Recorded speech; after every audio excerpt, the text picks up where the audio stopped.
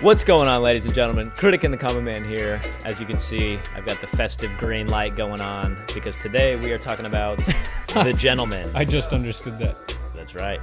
Blaze it. 420 blaze it. Star-studded cast on this episode, of course, if you watch this one, The Gentleman, which you should have watched it because, of course, we're supposed to say this with every episode, and we've been forgetting lately, but these contain spoilers. What'd you think, Chris? Jump right into this one. What did you think of The Gentleman? Did you have any expectations coming in? Did you hear anything about this movie, or did you just kind of watch it for the sake of the podcast? I had seen the trailers. Mm-hmm. I thought it looked pretty entertaining. I wasn't sure what it was about. Even when I watched it, I wasn't really sure what it was about. Well, even before I watched it, I should say. Like, at the end of the movie, I'm just like, I don't know. What the hell just happened? No. I had very little expectations going into the movie. With Matthew McConaughey, it's kind of it's weird because he can either make or break the movie. He hits you with that Lincoln car salesman That's right exactly out of the gate. what when I he's was sitting there, worried he's like, was going to happen. When you're in the jungle trying to be the lion, I'm like, oh man. Literally, like, dude, my thought first. all he 30 needed seconds. was to be in a car. He needed to be in a car, like staring out the windshield. I was like, oh, boy. That was my exact thought process within like the first couple minutes. But then as the movie went on, I started to like it. And then I really started to like it. And then at the end, I was like, wow, this was a fun movie.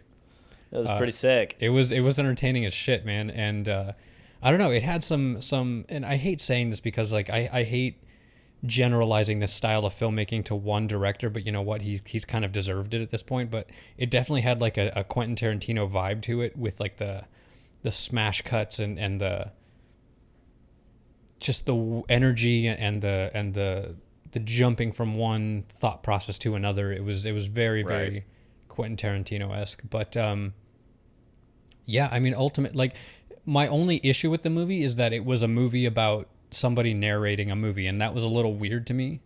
It felt a little I really too, liked that. I don't know. I really liked that. It kind of got me into it. I'm not going to lie. It was cool. Like, it was definitely cool, but I feel like at times it was a little too... I don't even know what the word is. It was just a little too kind of conceited in its own writing. It kind of gave me like because of the narration, like it kind of started to give me like an Ocean's vibe because there's all these different players and these different games going on simultaneously. Then you've got like a guy kind of like narrating what's going to happen. Like it almost felt like an Ocean's movie when they're like planning out what's going to happen as it's actually happening kind of thing. They're like, Brad Pitt's going to sneak into the back room and he's going to have a fake nose on and pretend to be this guy. And like, while it's actually happening, you know what I mean? Like I kind of started to get like Ocean's vibes from that. Yeah. Where they're like explaining the job. Right. But no, man, it was honestly a very fun movie, and there is no way I could have predicted what would have happened at the end.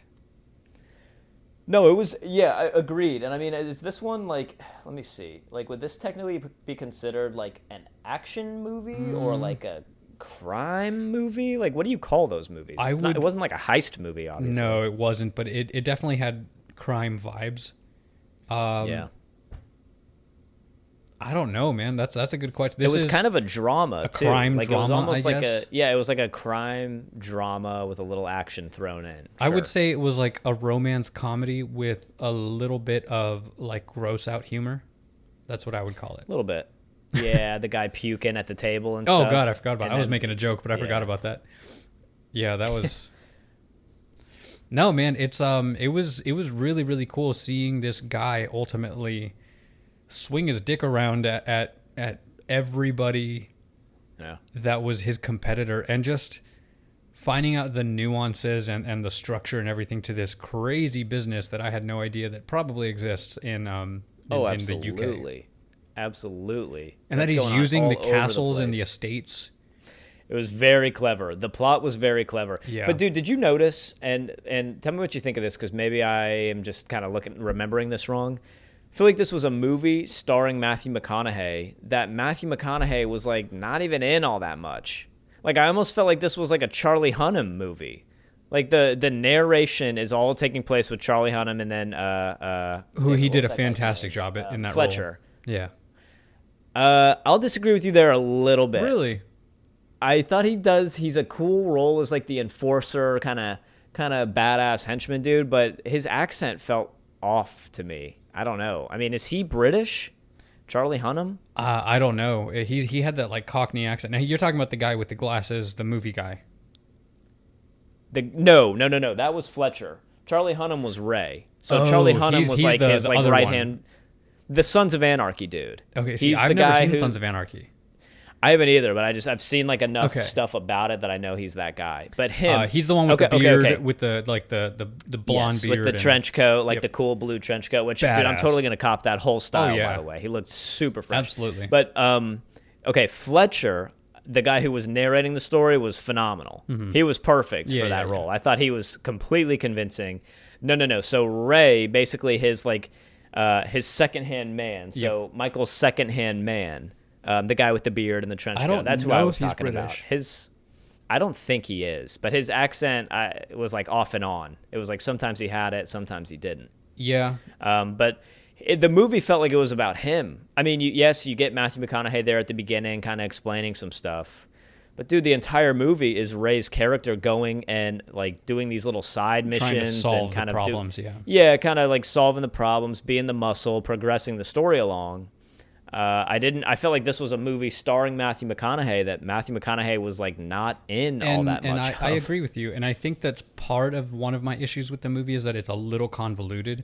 And I think because there's so many storylines and it's not Quentin Tarantino doing this, it felt a little sloppy in the way that the story was kind of weaved together. It started to get a little drawn out to me. Mm-hmm. Like all the stories going on and how they kind of tied together and what was happening, the whole thing started to get a little drawn out. Yeah. Like there were some parts that were really fun, exciting, and interesting. There were other parts where I was like, okay, move along. Like let's move on. Let's move along here to the next thing. You know what it is? Because they were building up to one event, which was the gun behind him, and then once we got that, the movie should have ended with that. Like, there should have been a conclusion and added that last scene or whatever there, but then they added another mini arc. That was the climax now. It's like, well, what the hell was the point of putting the guy with the gun at the very beginning of the movie if that's not the buildup? Like, yeah, just to get you hooked. Exactly. And again, it's just because it's a little sloppy in the way it was written. I think it was somebody who was like, dude, how interesting would it be if we did this and this and this? But how do we connect this? What if we do this and we introduce these guys and do this? And they didn't fully flesh out the story in the way that Quentin Tarantino does, in that he seamlessly ties everything together. There were a lot of characters to try to keep track of in this. Yeah. Like who's with who. So there was Colin Farrell as like coach in this, and then his gang of fighters. Such an he was amazing actor, dude. Him in the Colin Farrell in the restaurant. So coach in the restaurant when those like little thugs are coming in, and he's like, "You mixed up your mouthwash with what did he say? Yeah, he's like, you mixed up your mouthwash with like something I don't even remember. He's like, you mixed up your mouthwash with horse shit. He's like, come on, come at me. And then one of the guys like, fuck you. And he's like, that's just disappointing. Yeah. Yeah, he was good in that. Yeah, I liked him a lot. Great. And then I was laughing at that part. There were a lot of characters to try to keep track of here, dude. I mean, it was like you said, it was kind of a convoluted story where you're kind of like, okay, wait, who is this guy, and like, how does he know what's going on? And Fletcher throws the information at you, and you're just supposed to follow along. And like, it took me a good 30 minutes before I started to realize who the characters were. Yeah, I read like a brief synopsis of what this movie was about prior to actually watching it, and I'm glad that I did, because I'm not the brightest dude, so sometimes like these real like complex plots can start to go over my head. Yeah, you're like, somebody had to say it, man. Somebody had to say it. But the plot would have probably gone a little over my head if I hadn't read something like that before. But yeah, I mean, he's, I get it. Like he like his relationship with the guy who was trying to buy the company and try to undercut him and set this chain of events in action so that he could come in and lowball him basically with this number. I get that. But the plot was still super entertaining to me. Like, as this movie was going through, I was hooked. And much in that same feel that I get with like Ocean's movies, where it's like a heist kind of thing and you're kind of figuring out what's going to happen next. I I was totally into it. I really enjoyed it. I definitely am glad we watched this. One of the first things that jumped out at me when I was done with the movie was, man, that was starring Matthew McConaughey, but you don't really see all that much of Matthew McConaughey. Which, in you know this. what, I'm okay with. I'm not one of the people that like loves him as an actor. He's great in certain roles. I think he gets a little too much credit for his role in Dazed and Confused. I feel like that made him like this like heartthrob when like he's literally like a college age guy who's like trying to fuck high schoolers, but whatever, that's totally cool. I don't know. And then like I really liked him in Reign of Fire. I thought he did a very good job of playing like the Southern American Marine. That is such an underrated movie. Oh yeah. As far as dragon movies go, Yeah. I don't know a ton of them, but that's like the best one. Yep. That's a crazy good movie, and it's got a stacked cast, and it's a super fun plot. Christian Bale. Like that movie does not. Yeah, Christian Bale's in that. Like that movie does not get. Not Russell Crowe. Gerard Butler's in it. Like what the hell? Yeah. Yeah. It's a stacked cast, man, and it does not get its fair credit. That's a really, really good movie. But I would have liked to see in The Gentleman. I would have actually liked to have seen a little more of the actual business dealings, the business workings of his weed empire. I thought it would have been kind of cool to see them like, you know, making some shady deals and like having to fight over some territory. Actually delivering the product, you mean, and stuff like that? Yeah, like just a little more of like showing his actual like marijuana empire that he'd built, and not just showing you the one bunker with like the purple lights and all the crop. Have I got a movie which for was you cool then for next week? What do you think? Which one? I mean, should we just say it on the podcast? Or Dude, just say it. So there's because by the time this is out, we'll have already decided on it. Go for it. That's true. There's a movie that came out in 2004. It's a Portuguese foreign film, but I've said it over and over, man. It's one of the best movies I've ever seen in my life.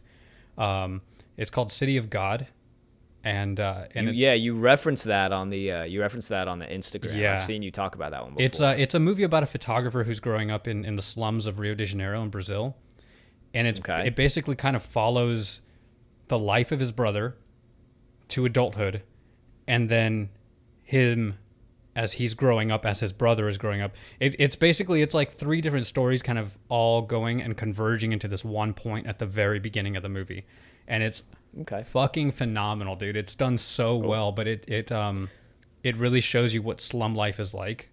And it goes into the dealings of like how the drug lords of the area, how they know when cops are coming, signals that they use, things like that. It's really, really good. And it's based on a true story. Cool. All right, City of God it is, man. Yeah, I'm down. We'll definitely watch it. But that's what I would have liked to see out of this one. I would have liked to see in The Gentleman a little more of the actual drug workings and dealings and kind of that whole side of it a little, like Matthew McConaughey having to like flex his muscles a little more as like this boss of this empire. Like he already has all of this. We don't really get to see him create his empire. They just tell the story of his past real quick. Yeah. You know, kind of a hillbilly kid gets into Oxford, goes over there, and then all of a sudden he's just got a huge, and then he's just all of a sudden got this huge empire. So I definitely would have liked to have seen a little more of him actually like going and forging his empire a little bit or creating what he had. But that's cool. I mean, they painted Matthew McConaughey as the lion, as the guy who was already on top of the world. And, you know, he's looking to get out of the game. And, like, you know, that's fine. That's just the character that they painted. But personally, he's been able to set up, like, the plot of how he was doing what he was doing was really interesting. Like, it was so interesting that they shouldn't have brushed over it as quickly as they did. Yeah. Like, show him going to these lords and having some interaction. Like, that's where I feel like, had this been a Quentin Tarantino movie, you would have been seeing that part of it a lot more. Like him having to convince all these different lords and royalty and whatever to like let him convince, like to let them use their properties for this operation. That would have been interesting to put in this movie and maybe cut out some of the convolution of the plot that they ended up coming out with for this. Yeah, I agree. Yeah, I mean, because like I was looking at other movies that this guy has done, and none of them were like this, at least from what I can remember. Yeah, I feel like this this movie was trying to do something that only certain directors can do. It's such a stylized kind of type of storytelling, and he did a good job. But I think he dropped the ball on like some of the more interesting parts that we as an audience would have liked to see. He definitely drew out the story a little bit, which took away from it for me, which I didn't know if it was just me, but since you're saying that there are parts that kind of drew on for you too, then I'm going to say that it's probably like that for a lot of people. Yeah, I think so. And as an American audience, as a Western audience, on this side of the world, we're so used to Hollywood and stuff. I think a lot of the stuff that was mentioned in the movie kind of went over our heads too. Maybe. Well, man, the dialogue, oh my God. Well, that's what I'm saying. Like some of the time, yeah, some of those kids, like even when it's just like the little street thug guys, and like, oh, you're gonna get a liffy if you get the wickle on your spots there. You got 3 nicks on your spots. It's like, oh, all right. Did you just make that up? Sorry. Yeah, absolutely. I have no idea I'm what gonna believe that. Probably said something super insulting. I have no idea. But wow, I just realized it's so dark over here. Hold on one second. Yeah, I was wondering. I was like, are you hotboxing your room? What's Yeah, sorry, man. And like, there's a storm coming too, so like it's like super dark outside as well. All right, there we go. Wow. Good morning. Sorry. There's just haze. I'm gonna put smoke in there. Yeah. Hey, man.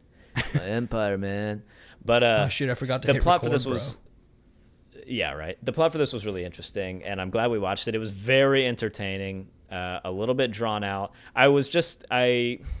Definitely not Matthew McConaughey's best work. I'll say that. I mean, he's cool, and the story of him is cool, but he's not really doing all that much in this movie. Yeah, no. It's all Charlie Hunnam's character that's actually going out and doing stuff. It's really not Matthew McConaughey like going out and laying the lumber on this one, man. No. Laying the lumber. Isn't that slang for sex? Did you? Probably. Laying pipe is for sure. I don't know if, laying the lumber can be. We can make it what we want to make it, I suppose. But I think that just pretty much means like bringing the pain. I don't know. Urban Dictionary, laying the lumber. What was I going to say? I just had something that I was going to say, and now I'm trying to remember what it was. I don't know. Matthew McConaughey. It'll come back to me. Not the best. Yeah, Matthew McConaughey, he doesn't really do a whole lot. Like, as far as his, like, range in this, being an actor and whatnot. Yeah, he's kind of just being Matthew McConaughey, but it's like, he's supposed to be this, I wouldn't even say mob boss, because he's not really running a mob. He's just an underground dealer, basically, an underground weed dealer. But you just kind of assume, because it's Matthew McConaughey, that like, oh, this person earned what they have, and they got their hands dirty, and you see him like shoot some people, and then it's retracted, and it's oh, that wasn't really actually what happened. The whole thing's kind of made up, and so then that goes away. That kind of stuff threw me out of it a little bit. Where kind of breaking the fourth wall a little. Where I don't mind breaking the fourth wall, but like don't put action, like, because they did that, and he said, well, every movie's got to have a little action. Like, you're literally saying that the movie so far has been boring. That's what he was saying, that everything that we have listened to. The actual story is boring, and we're going to make it exciting. Yeah, you're right. Like, I was just like, then why not just take this part out and actually put something in? I don't know. It just felt lazy. It felt like lazy writing to me. Yeah. Like, it was trying to be funny and lazy at the same time, and it didn't work for me. Well, this whole movie had a real tricky time kind of figuring what it was, like, tonally, if that's kind of the right thing to say. Like, it's interesting seeing a crime drama that's not super action-packed, but that's set in modern times. Because in the beginning, I wasn't even really sure what time period this was all going to be in. Like, I kind of thought it was going to be like the 80s. And then they start talking about, there's Facebook and there's blogs and there's satellites and groups and this and that. I'm like, oh, okay, it's present day. Like, this is a present day movie. Right. But it's also weird because we have this understanding of what our life in modern day looks like. We don't know what the hell modern life looks like over the, on the other side of the pond or whatever. If that's the phrase. I think it is across the pond. Across the pond, yeah. Which dealing doesn't drugs make under sense to me lords' because houses. I mean I don't know. I've never actually sailed over the Atlantic, but I'm pretty sure it's bigger than a pond. It'd be a big ass pond, that's for sure. I An don't ass really know the pond. origin of that saying. I feel like it was like a wartime thing, but I Yeah, don't yeah. really know. I don't know where that slang came from. Like, oh, just across the pond. I think it's like I don't know. I don't know if that started in England or if that started here. I have no idea, but we can look it up. Who knows? I don't know. This one. What did you think of the cast overall? Because it was pretty star-studded again. I mean, Eddie Morrison, you know, Charlie Hunnam, Matthew McConaughey, Colin Farrell, Hugh Grant, Henry Golding. I mean, these are big names in this film, and they came together. They were entertaining. I definitely don't think there were any casting mistakes, and I certainly No. wouldn't say Matthew McConaughey was the wrong person for that character. Again, my No. qualm with that was we just should have seen more of Matthew McConaughey doing something. You know what I mean? Being kind of tough and getting things done. But what did you think of the cast? Did you like it? I did. I actually really, really did. I think that pretty much everyone in this did a fantastic job. I don't know, man. For me, the only issues that I had with this movie were writing wise. Other than that, everything was pretty spotless. Like the cinematography was great. The little bit of action that we got was amazing.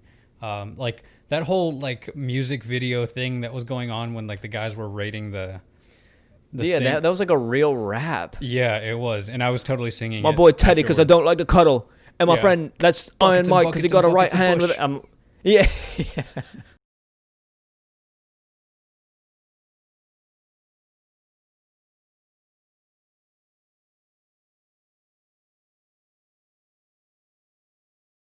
All Yeah. bud, no dust. Yeah, all bud, no dust. They're like doing parkour in the background, Yeah. and like he's like, get the uppercut in there. It looks sick. Yeah, that was. But again, that's kind of what I'm saying about like this movie tonally. Like, what's going on here? You're We're right. talking about and like again, it this, was like if Quentin Tarantino had done it, there would have been a definitive like. He Yeah. would have made it funny from the beginning, so that you knew that you were getting into this weird mix of genres, and it would have totally fit his style. But this movie was definitely jumping back and forth between like a fast-paced action, like with the way that Fletcher was kind of laying the story out with like the fast pace and the quick wit and everything. You're like, oh my god, this is building up to something, but it never built up to anything. yeah, it kind of fizzles. Yeah. It's like a pot. It just and it just kind of. it plateaus is what it does. It never Yeah, it and never the builds plateau to is anything. it's a pretty high plateau is the thing. Like the plateau that it does hit is an entertaining plateau. Like, which is kind of a weird thing to watch then a because little you're bit of watching action, this. and then Yeah, it needed backs down. something to get that extra way, get that jump. But I agree with you. It does kind of stay. It ramps up really fast, and then you're absolutely right. It hits a plateau, and it pretty well stays there. Yep. The plateau is pretty high. Okay, it's entertaining the whole time. I was entertained throughout this movie, but you're but right. it I feels was kind bland of the entire time. there was like there was interesting parts sprinkled in, and it's weird because why if I feel that way, but at the same time I really enjoyed watching this. Right, So I'm like yeah. kind of it's like it hit that plateau, but I guess because the plateau that it did hit was good enough, I was still into it. Yeah, yeah, The absolutely. casting was good enough, the dialogue was good enough, but you're like plot wise, You know I what was it still is? waiting for something big, and I just didn't. Because I was eating lunch when I was watching this, and for me, basically the entire time that I was eating, I was just like, I like this movie, but I couldn't figure out what it is that I liked about it, and I couldn't figure out. I was basically trying to discern whether or not this was good. It was a weird situation because the acting was good, the writing was good. It needed a little more action, and then after a little bit, it made you like antsy with anticipation, as if something was going to happen, but nothing kept happening. Like nothing was going on other than these guys were talking, and I wanted there to be something, and even if it was just one thing within the first 30 minutes, I'd have been like, okay, we can get back into the story, but nothing really happened. And then all of a sudden, in the last 30 minutes, it got really fucking tense. Yeah. And there was just a lot of action, but like I feel like I kind of saw where it was going once those guys raided his place, And once they did that, and then we got introduced to the coach, and the coach was like, "Who that? Like, please tell me that you did not raid Michael Pearson." Right. And he's then like, "What, are you a gypsy too?" Yeah, and then you've been drinking some of that tea. Yeah, and see, I feel like the movie would have been just as good if that had been pushed into like Act 1. Yeah. If like all of the beginning was kind of taken out, like, Fletcher had his intro. Going back to that Quentin Tarantino relationship that we're kind of making here, even when Charlie Hunnam and his like henchmen guys are like busting into the apartment where they're trying to get those like Lord's daughter. Yeah. And they're like all high on heroin or whatever it was. Like, dude, that's no Pulp Fiction, man. You know what I mean? Like, that was not Samuel L. Jackson. It was not like Charlie Hunnam. He's great. That would have ended in a bloodbath. Yeah, exactly. And like they're kids, and they're like, I'm not gonna have a fucking tussle with some junkie rat or something like that. I'm like, oh man, like this. I hate the smackies. Yeah, exactly. He, I don't know. There was a little bit of action. I think what's interesting is that I think this movie is technically considered like an action movie. What? But there's like the only time somebody gets shot, when she uses the paperweight gun at the end, his wife uses the paperweight gun and shoots the two guys. Okay, that was pretty cool. And it was interesting how the bullet was so small that like it went through his brain and it took him a while to die. Yeah. Like that's probably pretty realistic, I would imagine. Like with something that small. There was a little bit of action, but not enough to keep it going as an action movie. It was just that they were weaving an interesting enough story that it kept me entertained. Yeah, exactly. It kept me interested. And it was cool seeing how all of these different storylines were kind of trying to weave their way into each other, like when the coach gets involved and what was his name? Deadeye? Dry Eye. Dry Eye. Dry Eye is the only character that felt completely out of place, in my opinion. Like he was like this badass. Him and his dad. What did they call his dad? Lord George. Lord George. Both of them, their casting was a little bit odd.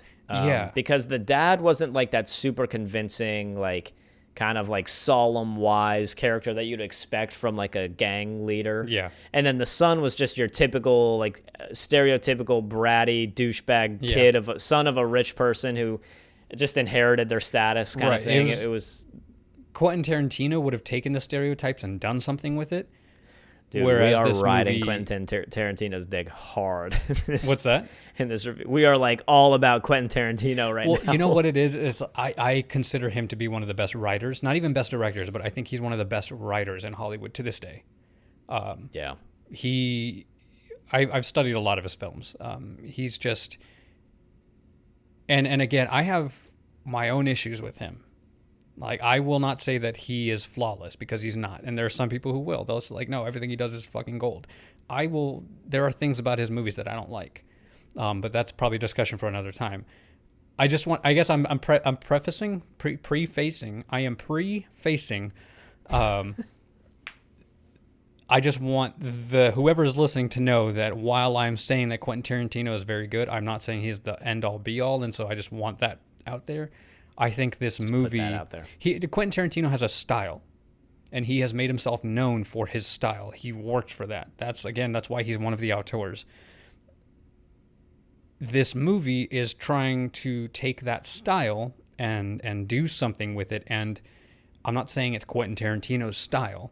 He's not the only one to do it, but he's the one that's known for it. And so that's why I keep coming back to him. Like a dialogue heavy, kind of character heavy movie that really relies on the writers, the writing to like really pull it along. Exactly, and that's what it is. It's Quentin Tarantino's dialogue is phenomenal, but he does it in a way that feels genuine and it's interesting, and you're learning something about the characters in at the same time that it's going on, while the movie itself is creating twists using that same dialogue. Like, again, dude, Hateful Eight, you put a racist person, like a racist general and a black Union soldier in the same room, you're going to get some crazy dialogue. But on top of that, what's the story when they're having the conversation that this black soldier raped this guy's son? That's what creates the tension there. And for this, you have the dialogue, you have the story, but you don't have the tension. You don't really have the tension. Yeah, in this you miss movie. it, right? It becomes more of like an Ocean's movie where you're just kind of watching to see how the plot all plays out there at the end. But like the characters aren't really who's driving it along. It's just you're kind of wondering how this is gonna work. And I'm sorry, but like, dude, Fletcher's character, okay, for this super smart detective guy. It's like when somebody holds up hostages in a bank and tells you, "Give me $10 million in a helicopter and don't track me." Like, how often do you think something like that works? Yeah. You know what I mean? Like, have you thought through to the end? that's what I'm saying. Like, this guy clearly knows who he's trying to blackmail. And all he has is like a couple suitcases full of stuff that he totally, for this modern set movie, totally could have just scanned in and had digitally somewhere. And then he like tries to blackmail these guys, and of course they like catch him at the end. Yeah. And he's like trying to pitch it as a movie or whatever, and then they like catch him and stop him at the end there. But I don't know. It did get a little bit lazy writing wise there at the end. You're interested because Matthew McConaughey kind of has this mystique to him, you know, just him as a person. He's very interesting. Yeah, in the Lincoln although you car. don't see enough of him in this. Yeah, as he's driving a Lincoln and playing pool in a mansion. Isn't it strange how everything changes, but nothing really changes? It is Matthew McConaughey. Yeah, it is. It's called life, man.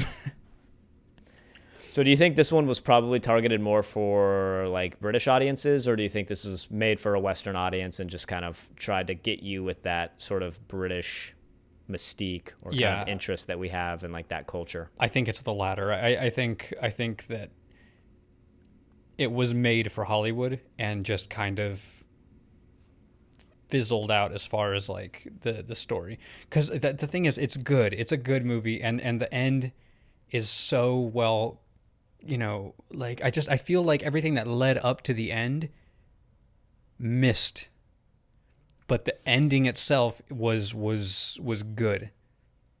It had the setup and it had the idea in the plot for a better movie to have come out of this. Mm-hmm. I think if you take the cast that you had and make the movie about the part where Matthew McConaughey is kind of creating his empire. And like having to convince all these lords and what would a female lord be? Not a princess or anything, but like what would the counterpart to a lord be? Lord and lordette. Lordess. A duchess probably. Probably. Lady. Probably. Lady. Let's just say sure. Lady. The lord and lady. Sure. Let's just say that. For him, like his story of building this empire, I think gives you a better plot and a more interesting plot than him trying to sell it and get out of it. Well, and you know what? It became so dialogue heavy. What's up? Well, it's just you have this story where he's working with all these lords and ladies, and none of them decided to try and like put further their own. Like I feel like you could have had just as good a movie, if not better, if one of the people that he was working with had ended up working against him or something, as opposed to some guy like Fletcher who's like, "Oi, I've got this suitcase. You want to put on some wagyu? You can do horrible things to me. I'd probably like it." It's like, dude, okay. The pig. I know, man. Oh my god. I know. When my mouth dropped. You can't get it out of your mind. Yeah. And I love that Charlie Sheen, I forgot the coach, when he like afterwards he's like, "No, this is nightmare fuel. Can't get that out of your head." Oh, Charlie Hunnam, you mean? What did I say? You said Charlie Sheen. Yeah. Charlie Sheen comes in here just for the pigs. Wait, was Charlie Sheen not in this? What movie did you watch? No. Yeah. I think I watched the wrong movie, man. Yeah, sorry. Ray was his character. No. The coach. Colin Farrell? Colin Farrell. I knew it started with a C, and I don't know why my brain. Charlie Sheen. It's like you and Will Ferrell with Will Smith. Yeah, he's like, they're like, "Was this your doing?" He's like, "Yeah, I can't even believe it. Yeah, this is nightmare fuel. I can't even watch exactly. it." Yeah, it's like, "Here's your clothes." And then they like almost feel sorry for him afterwards. Like, "Here's your clothes. You're gonna go get some breakfast. You've had a rough night." Yep, dude. When they showed that, my mouth dropped. I was like, "No." I know. It was a pretty entertaining. it was an entertaining movie, and it had the potential to be more. I think they picked the wrong part of Michael's story to show, because I think that it would have been more entertaining of a film to show this American guy kind of building his empire over there in England. I agree. I think that would have also had potential to be a true action movie, where this felt a little more like a drama. Like you know what would have been good was showing Michael Pearson's first success as opposed to his most recent. Yeah, I can agree with that. Like him getting to the point where he's building repertoire with all of these lords and ladies, and then having one of the local gangs, or whatever the fuck you want to call them, families, try and stop him, and then he's able to overcome it. You can still end the movie with the same ending, but instead of him staying on top, it's him now being on top. And then that sets up a wider world, potentially sequels. You're setting up in our minds, in our imagination, you're creating a character that it has more growth, as opposed to a decline in his character arc. Where now it's done. It just right. You're trying to just see him exit out of the whole thing. And I feel he's like got this reputation. His reputation precedes him, but it precedes us too, in this as the audience. And I just feel like if you're gonna have Matthew McConaughey on board, and he's, like I said, the plot was there for this movie to be way better than. And it's funny because now we're ragging on it, and we started out this podcast saying we loved it. I really liked this movie. I enjoyed it because the plot is so interesting. The story of who this guy is so interesting. It has that depth and that you want. The acting and delivers. the acting was phenomenal. Acting was phenomenal because it had a stacked cast. Everybody was good. Everybody was cast well. I just feel like there were things that could have made a better, not necessarily that could have made this movie better, but if they had tried to make this movie different, like if they had tried to make it at a different time in Michael's life, I think it would have been more entertaining as a viewer. I agree. So this one did well. 75% critic score, 84% audience score. And I think that's pretty much in line with where we're going to end up if I had to guess. So. But what did you think of this one? You go first on this. What would you kind of rate The Gentleman? And then did it do what you thought it was going to do as this movie? I mean, if you just went into it not knowing anything, then of course you didn't really know. But did it kind of meet your expectations, or did it fall short? I really thought that it was interesting that they chose to do the weed business in the UK. I think for me, I guess I wish that he had gone a step further with the tension in the scenes, like the moment when they're when they're bringing the girl home, and they're in that room with the kids. I wish that there had been something more than just one of them getting pushed out the window on accident.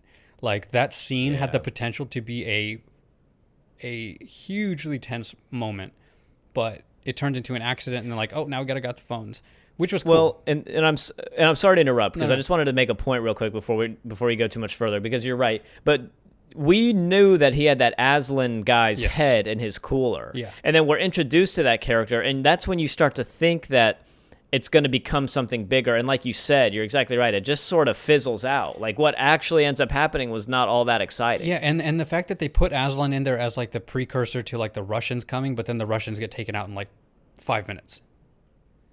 Yeah, exactly. And so that story arc's over as quickly as it begins. Exactly. So it's why even put that kid in there? There was no reason for that kid to be in the freezer. The director or the writer, I guess, put these moments into the film to try and up the tension. Just to up the tension. There was no real story driving. There was no story driven. Fuck. Story driven. Dude, this is not the first time this has happened, man. Nope. This is not the first time. Story driving. But I really liked the moment when he's sitting down with fuck, I almost said George Takeshi. Lord George. Right. When he's sitting down with him, and he says, he said something along the lines of you chose to deal in the white and black powder, and I chose to deal in the green. And he said the thing about mine is mine has never killed anyone. And so, yes, your involvement and your facilitation is absolutely participation. And I thought that was such a good line. I thought that was just he's basically calling him out for being, a dealer of opiates. You're killing people. Yeah, and in Michael Pearson's world, he's like, I'm just getting people high. Like, and so I thought it was great because you're really seeing how not only is he on top, but he feels above the competition. He thinks he's the king. Exactly. He thinks he's the lion, man. He knows he's the lion. Typical American going overseas and thinking he's better than everybody. Go home and build your wall. You shit for brains Americans. Lost. They love Starbucks. Hey, go to Starbucks. They have a special for Americans. Where's the Starbucks? That Starbucks, it's anywhere you look, okay? That's right. And I just thought that was great. It really did. That moment for me solidified Michael's character that we didn't see in the rest of the film. Right.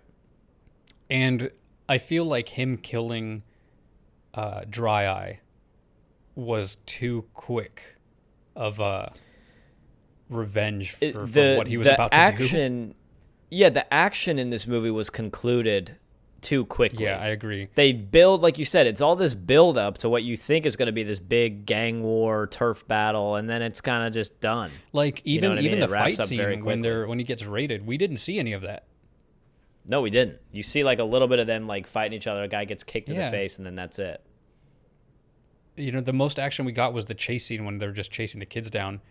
And nothing happens. He just pulls out a machine gun, which, by the way, how the fuck was that just hiding under his trench coat? Yeah, that was convenient. That was super convenient. Yeah, and it's not even like an Uzi or something. It's like a full-on like assault rifle. Like, what the fuck? It's like an MP5 with a suppressor and everything on it. Like, what the hell? Yeah.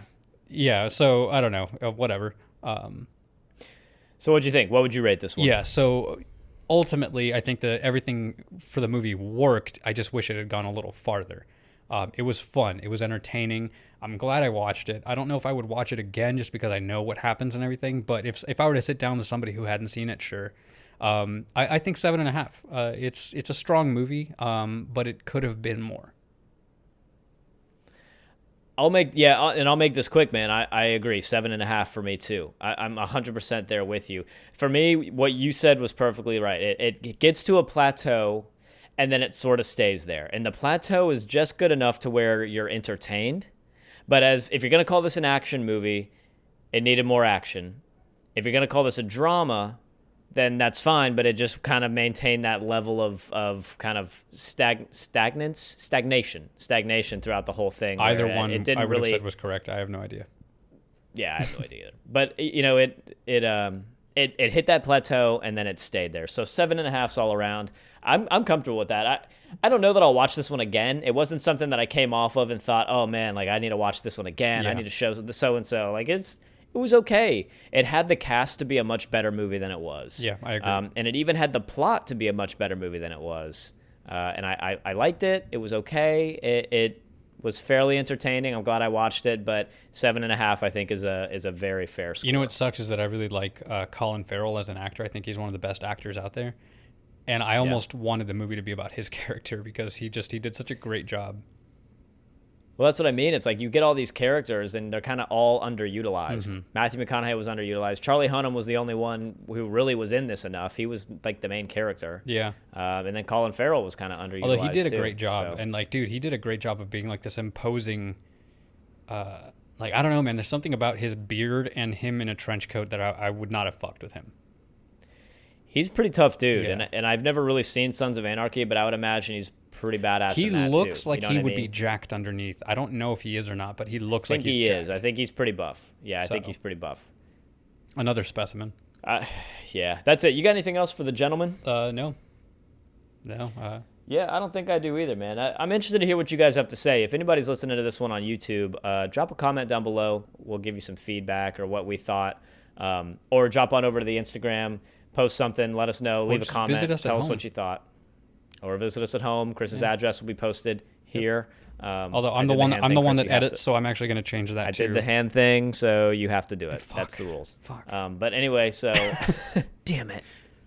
But yeah, don't put either one of our addresses in there. But yeah, that Put both of our addresses. Got it. right. Address and phone number. That's it. The Gentleman, entertaining movie. You can find this one on Amazon if you want to rent it. It was on there for like included for a while. I think now, if you want to rent it, it's a couple bucks. Yeah.